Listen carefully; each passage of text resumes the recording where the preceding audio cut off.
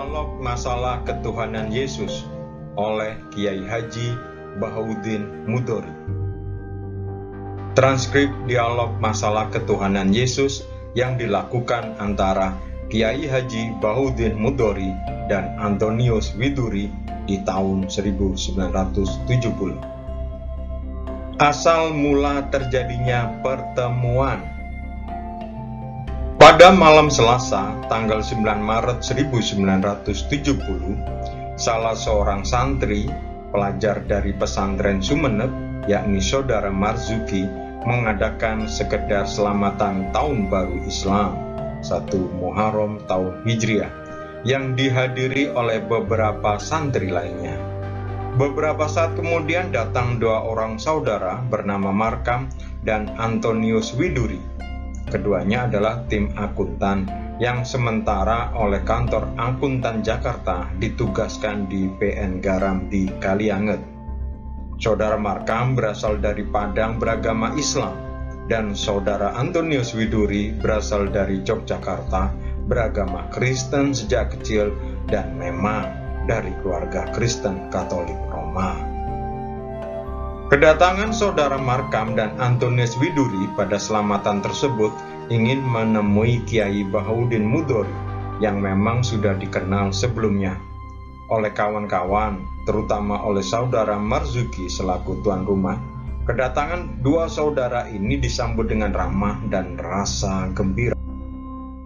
Kemudian saudara Markam menerangkan kedatangannya dari Kalianget ke Sumeneb menyertai saudara Antonius Widuri sengaja untuk menemui Kiai Bahaudin Mudori, berhubung dengan keinginannya yang sudah lama terkandung untuk membandingkan tentang masalah ketuhanan dalam agama Kristen dan Islam, juga soal yang berhubungan dengan etikade kepercayaan di antara kedua agama tersebut.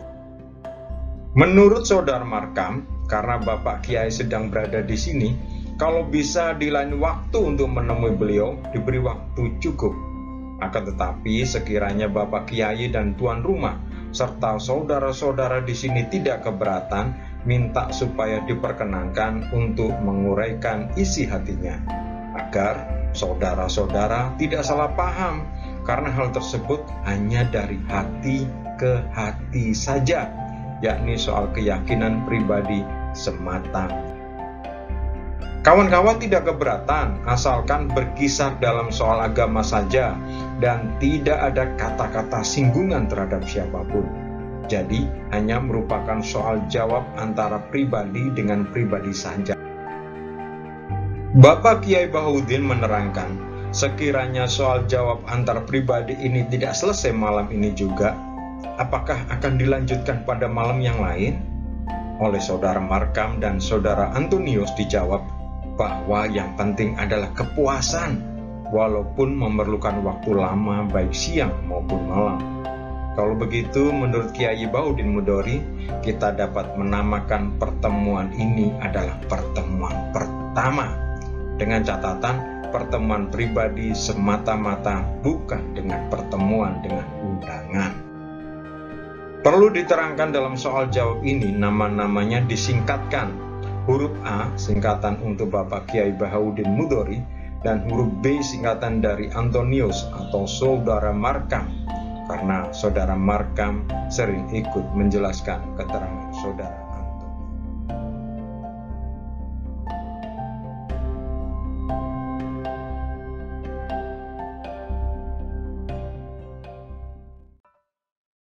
Malam ketiga part 2. Persetujuan bersama. Kalau Yesus betul Tuhan, tentu tidak dapat diperintah oleh siapapun. Di ayat ini juga Yesus mengaku bahwa Dia bukan Tuhan, melainkan diutus oleh Tuhan. Yang diutus itu tentu bukan Tuhan. Kalau berdasarkan ayat tersebut, memang benar keterangan Bapa. Kalau begitu jelas bahwa satu, Yesus datang ke dunia ini bukan kemauannya sendiri, tetapi utusan Tuhan atas kehendak Tuhan. sebagaimana juga Tuhan telah mengutus nabi-nabi dan rasul-rasul yang lain. 2. Yesus menghidupkan orang mati bukan maunya sendiri, melainkan atas kehendak Tuhan, sebagaimana juga Ilyas dapat menghidupkan orang mati. 3. Yesus dapat menyembuhkan penyakit kusta atau lepra bukan kehendaknya sendiri, melainkan atas kehendak Tuhan, sebagaimana Ilyas dapat menyembuhkan penyakit lepra. Keterangan saya ini berdasarkan pengakuan Yesus sendiri di ayat tadi bahwa tidak aku coba mauku sendiri, melainkan maunya Bapa yang sudah mengutus aku. Apakah saudara memerlukan lagi ayat-ayat Bible yang menerangkan pengakuan sendiri bahwa Ia bukan Tuhan? Buat saya masih memerlukan lagi. Bukankah telah saya sampaikan kepada Bapak bahwa saya ingin mencari kepuasan dalam meneliti ajaran-ajaran agama, terutama dalam hal ketuhanan yang hakiki. Tetapi saya ingin bertanya, dan maaf sebelumnya, bagaimanakah Bapak bisa hafal di luar kepala tentang ayat-ayat Bible? Dan keistimewaan Bapak ini saya merasa kagum. Itu adalah petunjuk Tuhan. Alhamdulillah, saya memang mempelajari bermacam agama. Akhirnya saya bertambah yakin akan kebenaran agama Islam. Kalau saudara merasa kagum kepada saya, maka saya pun lebih merasa kagum lagi kepada saudara selaku pemeluk agama Kristen berhasrat meneliti ajaran-ajaran agamanya. Juga dengan bantuan Bapak Markam ini. Baiklah, kita lanjutkan periksa lagi di Ulangan pasal 4 ayat 39. Baik, di pasal dan ayat ini disebutkan sebagai berikut. Maka sekarang ketahuilah olehmu dan perhatikanlah ini baik-baik, bahwa Tuhan itulah Allah, baik di langit, yang di atas, baik di bumi, yang di bawah, dan kecuali Ia tiadalah lain lagi. Tegas sekali, di kitab Injil sendiri yang menyebutkan bahwa tidak ada Tuhan melainkan Allah, dan Yesus sendiri pula yang berkata bahwa tiada Tuhan melainkan Allah. Jadi Yesus pun bukan Tuhan. Ayat ini tentu tidak dapat diputar-putar lagi. Kalau ada penganut agama Kristen mengakui Yesus itu Tuhan, maka pengakuannya bertentangan dengan kitab sucinya sendiri dan bertentangan pula dengan ajaran Yesus. Tetapi dalam Injil Yohanes pasal 10 ayat 38 ada menyebutkan, supaya kamu dapat tahu dan percaya yang Bapa ada di dalam aku dan aku ada di dalam Bapa. Ayat ini menunjukkan bahwa Yesus di dalam Tuhan dan Tuhan di dalam Yesus. Maksudnya Tuhan dan Yesus itu satu adanya, atau singkatnya bahwa Yesus pun Tuhan. Juga dalam Yohanes pasal 14 ayat 11 ada menyebutkan, percayalah yang aku ini dalam Bapa dan Bapa dalam aku. Kalau saudara berpegang dengan ayat tersebut, bahwa Yesus itu Tuhan, maka saudara harus mengakui juga bahwa Tuhan itu Yesus dan Yesus itu Tuhan. Tidak demikian, tetapi Yesus dan Tuhan itu satu. Kalau begitu, saya ingin bertanya, di ayat itu ada dua rangkaian kata, ialah Yesus dan Tuhan. Siapakah yang lebih berkuasa di antara keduanya? Tuhan Bapakah atau Yesus? Tentu Tuhan Bapa. Kalau masih ada yang lebih berkuasa dari Yesus, maka Yesus tentu bukan Tuhan.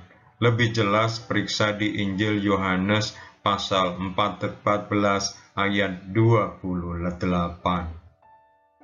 Baik, di ayat ini ada menyebutkan, "Kamu sudah dengar, aku bilang, yang aku pergi serta datang kembali sama kamu. Coba kamu cinta sama aku.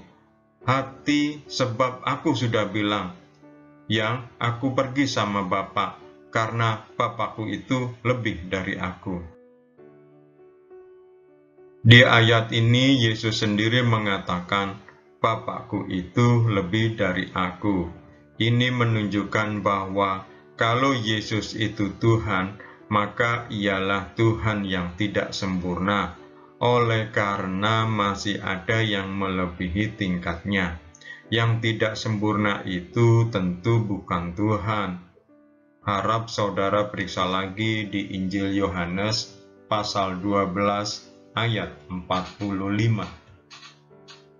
Baik, di pasal dan ayat tersebut menyebutkan sebagai berikut. "Dan barang siapa yang melihat aku, dia melihat sama Dia yang mengutus aku." Pantaskah Tuhan diutus? Kalau Yesus itu Tuhan, mengapa ada Tuhan yang diutus? Maksud ayat tersebut, siapa yang melihat Yesus, seolah-olah ia melihat Tuhan yang mengutus Yesus.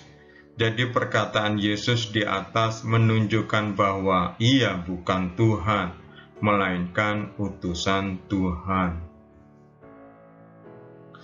Saya belum meneliti maksud ayat di Yohanes pasal 10 ayat 38 dan pasal 14 ayat 11 yang menyebutkan bahwa Bapa dalam aku dan aku dalam Bapa, seperti yang telah saya bacakan tadi. Akan tetapi dalam ayat ini saya berpendapat ada dua macam penafsiran. Satu, Yesus adalah Tuhan. Dua, berdasarkan Injil Yohanes pasal 12 ayat 45 yang kita baca itu menyebutkan Yesus itu adalah utusan Tuhan. Utusan di sini maksudnya selaku Tuhan ia menyampaikan sendiri ajarannya kepada manusia. Ayat ini bukan berarti mempunyai dua macam penafsiran, tetapi di antara dua ayat tersebut, yakni di Yohanes pasal 10 ayat 38 dan pasal 14 ayat 11 dan Yohanes pasal 12 ayat 45 itu adalah pertentangan. Di satu ayat ditafsirkan Yesus itu Tuhan, dan di ayat lain disebutkan bahwa Yesus itu utusan Tuhan. Jadi di dalam Injil sendiri terdapat ayat-ayatnya antara yang satu dengan yang lain bertentangan. Kita perlu ingat kembali pada pembicaraan kita semula, kalau ada kitab suci yang isinya berselisih antara satu ayat dengan ayat yang lain, maka apakah kitab suci itu masih akan dipertahankan kesuciannya? Betul, kita telah bicarakan hal itu pada pertemuan yang lalu. Andaikan saudara masih juga mempertahankan ketuhanan Yesus dengan berdasarkan ayat Bible yang menyebutkan Yesus dalam Bapa dan Bapa dalam Yesus, sebagaimana tersebut dalam Yohanes pasal 10 ayat 38 dan pasal 14 ayat 11 itu, maka saudara pun akan dijawab oleh kitab Injil saudara sendiri bahwa penafsiran saudara itu tidak benar. Di manakah menyebutkan demikian? Silakan saudara periksa di Injil Yohanes pasal 17 ayat 21. Di pasal dan ayat ini menyebutkan supaya semua jadi satu, ia Bapa, seperti Bapa dalam saya dan saya dalam Bapa, dan jadi supaya dia orang jadi satu dalam kita, biar dunia percaya Bapa sudah mengutus saya. Jelas di ayat ini kalau Yesus sendiri berkata bahwa Yesus dalam Bapa dan Bapa dalam Yesus, dan muridnya pun ada dalam Bapa. Kalau begitu, harus saudara akui bahwa murid-murid Yesus pun Tuhan juga. Kalau begitu, bagaimana arti yang sebenarnya ayat itu menurut Bapa? Kalimat Bapa dalam saya dan muridnya jadi satu dengan kita, Allah dan Yesus, di ayat tersebut maksudnya supaya Yesus senantiasa tidak melupakan Allah Bapa. Demikian juga muridnya tidak melupakan Yesus dan Allah Bapa. Dan di akhir ayat tersebut Yesus berkata, biar dunia percaya yang Bapa mengutus saya. Rangkaian kata-kata ini tegas sekali. Yesus mengakui bahwa ia bukan anak Allah, melainkan utusannya. Dan teruskan saudara baca di Yohanes pasal 17 ayat 23. Baik, ayat tersebut menyebutkan, saya dalam dia orang, dan Bapa dalam saya, supaya dunia boleh tahu yang Bapa sudah mengutus saya. Apakah susunan ayat tersebut belum jelas bahwa Yesus sendiri yang berkata dan mengaku bahwa ia bukan Tuhan, melainkan utusan Tuhan? Apakah saudara masih belum puas tentang ayat-ayat Injil yang menunjukkan bahwa Yesus bukan Tuhan? Karena saya anggap telah cukup banyak tunjukkan kepada saudara. Sebagaimana telah saya sampaikan kepada Bapak, saya ingin kepuasan. Sebetulnya keterangan-keterangan Bapak telah memuaskan saya. Namun demikian, kalau masih ada ayat-ayatnya lagi, harap Bapak tunjukkan. Baik, saya penuhi pengharapan saudara. Silakan saudara periksa di kitab Samuel yang kedua, pasal 7 ayat 22. Pasal dan ayat tersebut menyebutkan sebagai berikut. Maka sebab itu besarlah engkau, ya Tuhan Allah, karena tiada yang dapat disamakan dengan Dikau, dan tiada Allah melainkan Engkau sekedar yang telah kami dengar dari telinga kami. Di ayat ini jelas bahwa Yesus sendiri menghadapkan kata-katanya kepada Allah, bahwa tiada yang dapat disamakan dengan Allah.